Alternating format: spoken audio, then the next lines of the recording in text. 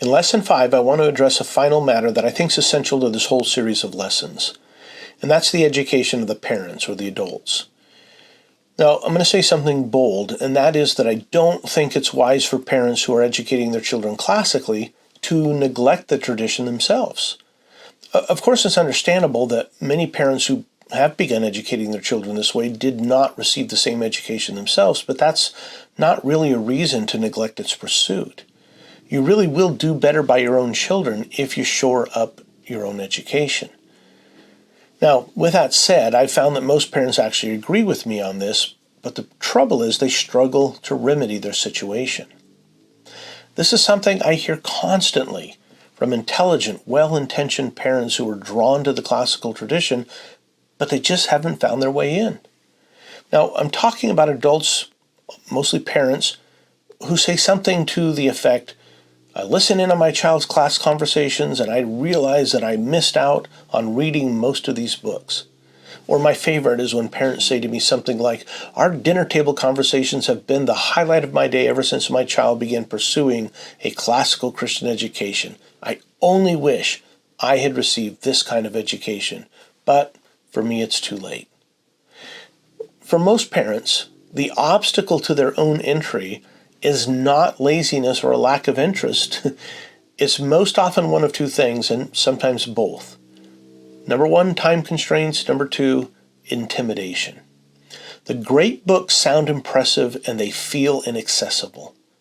Homer, Socrates, Plato, Augustine, Dante, Aquinas. Just their very names seem to carry so much weight, and sometimes it feels like too much weight. The moment you pick up the Confessions or, say, the Republic, and you encounter the first page, something in you says, I'm not equipped for this. This is for scholars.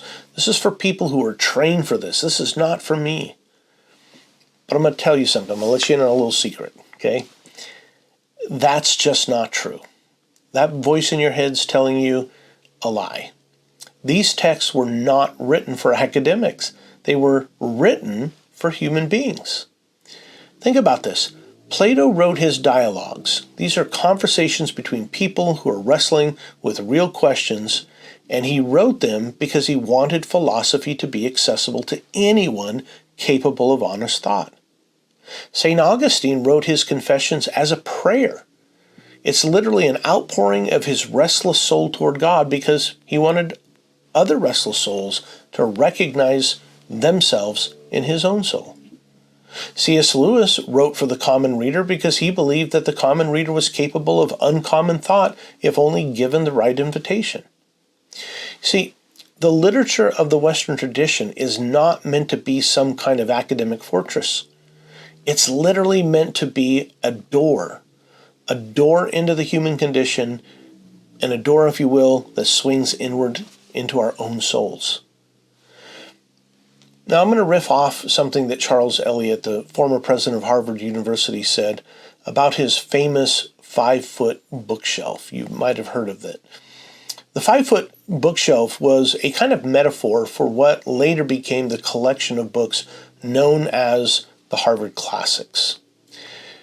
Eliot opined that a working man could acquire a liberal arts education by reading for just 15 minutes a day from a 5-foot bookshelf. And that 5-foot bookshelf was be filled with the best of Western classical literature.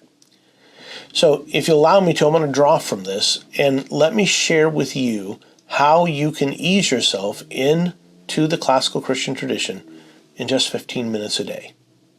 All right, here's step one. Start with a single text. Not a book list, not a commentary, not a curriculum guide, just one single text.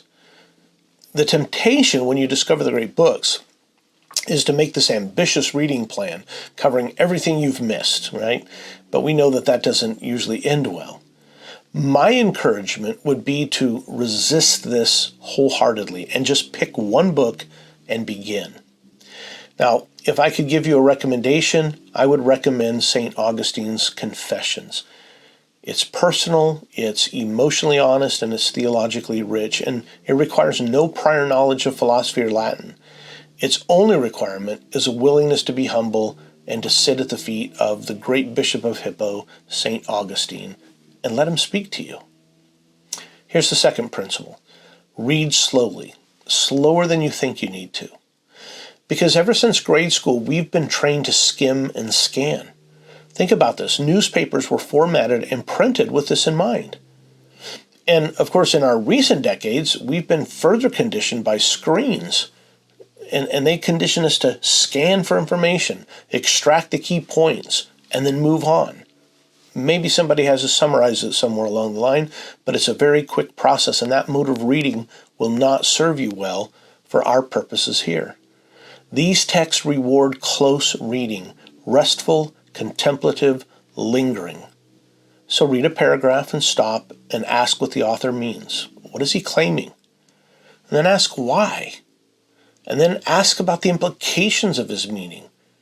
And then ask yourself whether or not you agree.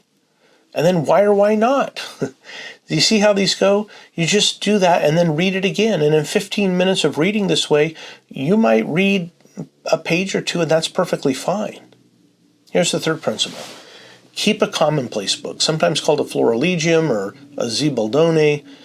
And each of these kind of tended toward a different purpose historically, but what I mean by a commonplace book is simply a notebook in which you copy out passages that strike you, passages that arrest your attention. Maybe it's a quote or a statement that seems important to you. And so you take these thoughts that you might want to return to, perhaps memorize, and you write them out. And the practice of writing out passages by hand really does something that highlighting can't do. It not only slows you down, but it makes you engage the exact words, and it imprints the ideas more deeply on our minds. And there's one additional benefit too.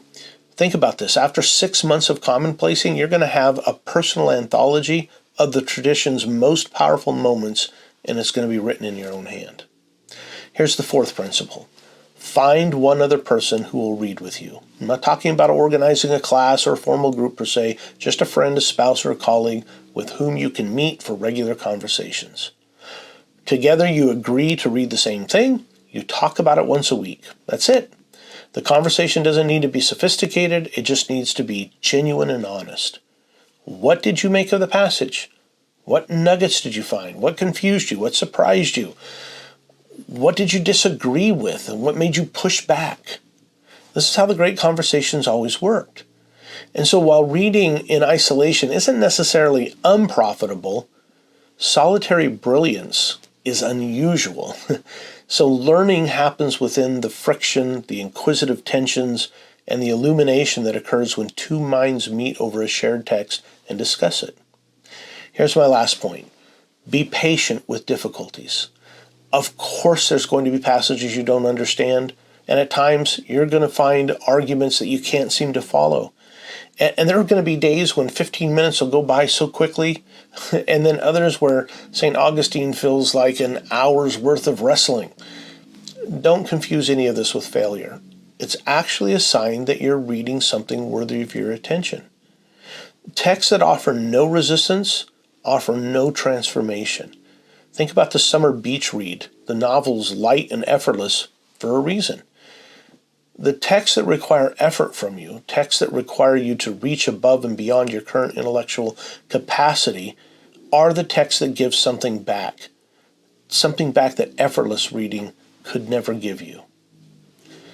In closing, let me ask you to consider how this works itself out for just a minute. Think about 15 minutes a day, and that adds up to 90 minutes a week. And in a year, that's more than 75 hours. In 75 hours, you can read the Confessions, the Apology, the Abolition of Man, and a dozen other texts that have shaped the Western imagination for centuries. And the great thing is, you're not going to be the same person at the end of that year.